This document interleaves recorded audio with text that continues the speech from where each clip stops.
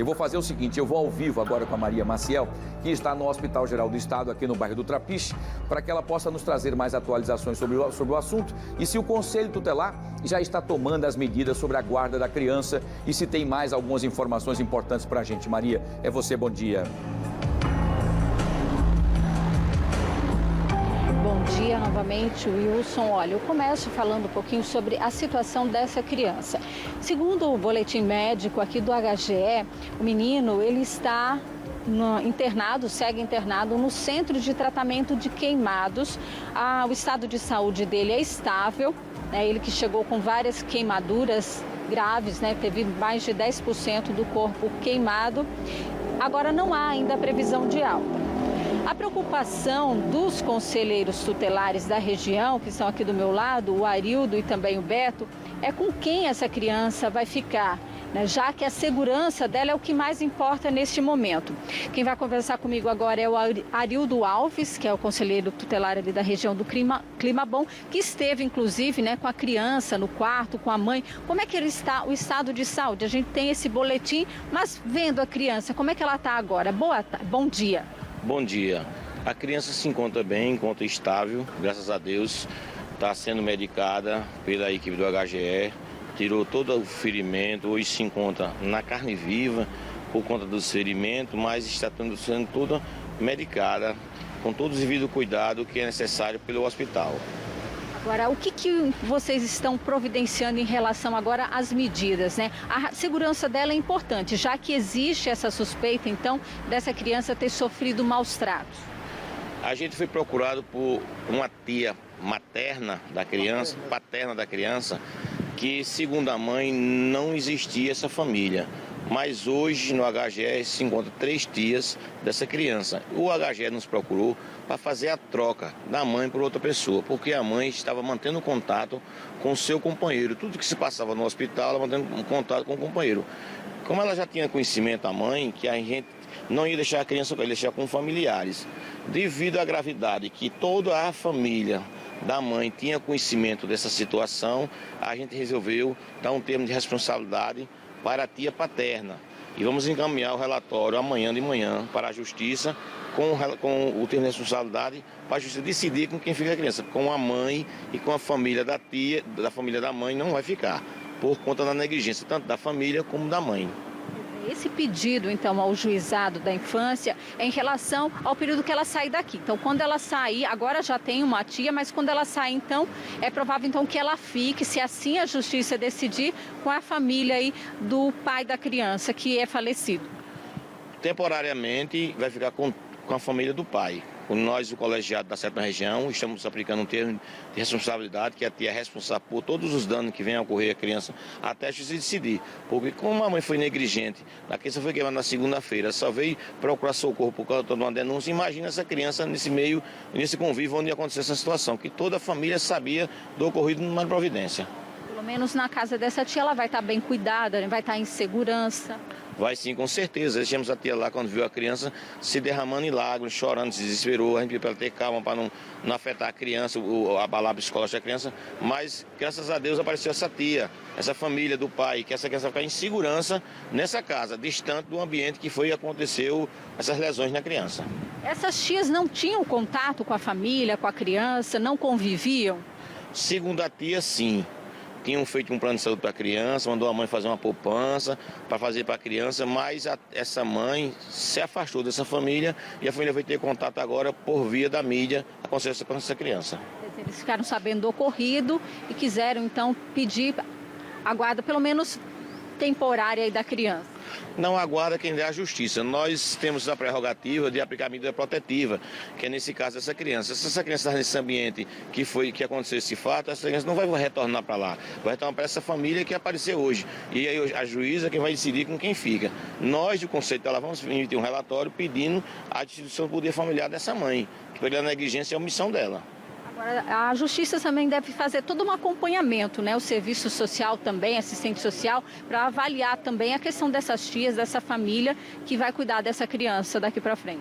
Com certeza, quando essa criança estiver alta, o Conselho Tutelar da 7ª Região e ela vai residir no Benedito Bentes, vamos comunicar ao Conselho Benedito Bentes para acompanhar a situação onde essa criança vai ficar instalada, até a Justiça decidir. Esse passo a passo a gente vai acompanhar todos os diários e informar a Justiça.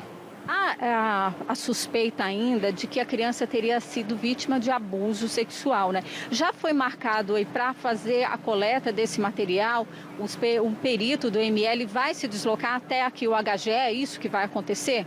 O companheiro Beto Loureiro ligou para a Raves que estavam vindo para aqui, para o hospital, até agora não chegou, mas a pediatra que acompanhou a criança disse aparentemente tem lesões como fosse sofrer.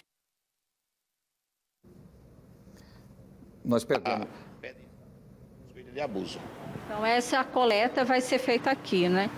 Provavelmente no segundo horário, hoje mesmo. E esse acompanhamento de vocês é importante até pelo cuidado, né? Com a família, a própria criança, o que vocês perceberem em relação ao estado emocional, né? A gente sabe que ficar longe, por pior que seja, ficar longe da mãe não é fácil para a criança, né? Mas ela está bem nesse momento. Eu não qualifico ela como uma mãe. Uma mãe que é uma mãe, quando chega em casa e encontra seu filho nessa situação, ela procura socorro. Não omitiu o socorro, como ela omitiu o socorro da criança. Então, na minha vivência de conselho tutelar, eu tenho 16 anos de conselho tutelar, eu nunca vi uma mãe não derramar uma lágrima quando vê seu filho ferido ou machucado. E ela não demonstrou em momento algum sentimento pela criança. E como foi a reação dela ao saber, então, que a tia ia ficar no lugar dela a partir de agora? Ela começou a chorar em cima da criança, desesperar. Eu disse que ela se afastasse da criança, que ela estava fazendo uma alienação parental, que a alienação parental era crime. E ela estava ciente que não ia ficar com a criança. Devido ao serviço social nos procurar para trocar ela por outra família, por estar com vínculo com o suposto agressor. Não podemos dizer que essa quer dizer a justiça. Aí então preferimos retirar ela do hospital e deixar com a tia, não mais com ela. Então, o Conselho Tutelar vai estar acompanhando todo esse caso, todo esse encaminhamento que será dado. Sim, com certeza. Não vamos deixar à toa, não. Vamos acompanhar até o final. O suspeito já foi ouvido? O que vocês têm de informação em relação a isso?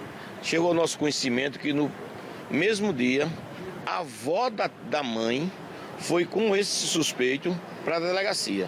É o que nos chama a atenção que a avó, que é bisavó da criança, foi com o cidadão para a delegacia para dizer que não tinha sido ele. Ninguém está dizendo que foi ele, mas alguém queimou essa criança, que a criança não ia se queimar sozinho.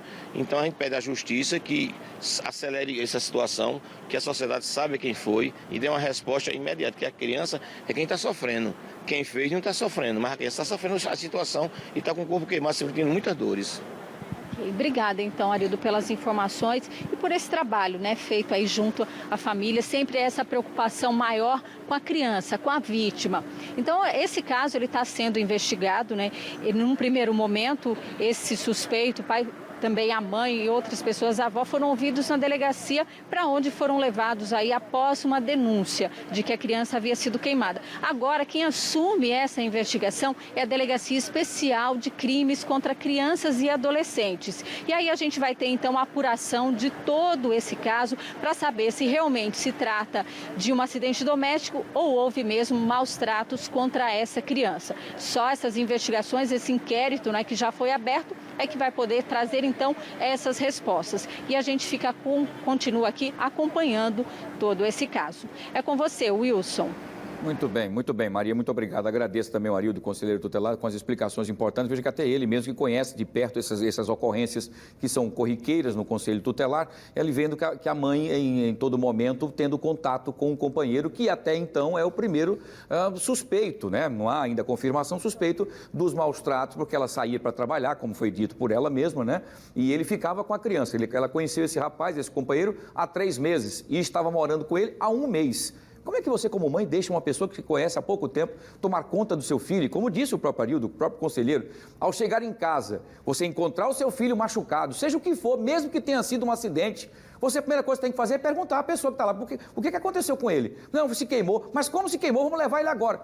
É assim que, pelo menos, a gente imagina que tem que agir, e é assim que tem que agir um pai ou uma mãe que cuida do seu filho. E não foi isso que aconteceu. Então, cada vez mais vai ficando complicado essa presença dela com a criança. A criança fica numa situação complicada, porque, querendo ou não, é a mãe, não é?